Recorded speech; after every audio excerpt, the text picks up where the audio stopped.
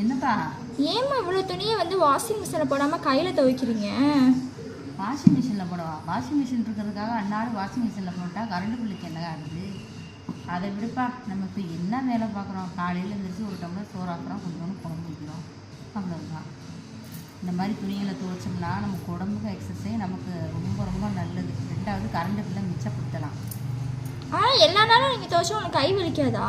கை வலிச்சா என்ன? அந்த கையை வச்சு என்ன வேலை பார்க்க போகிறோம்? துவைக்கிற வேலை தானே. உடம்பு ஃபுல்லாக, பாடி ஃபுல்லும் சர்க்குலேஷன் ஆகும். இப்படி சோப்படையில், இப்படி கும்மையில், இப்படி அலசையில் எவ்வளோ ஒரு எக்ஸசைஸ் தெரியுமா? நோகுனாப்பில் வாஷிங் மிஷினில் போட்டு துவைச்சா கரண்ட் பில்லு தான் மூடும்.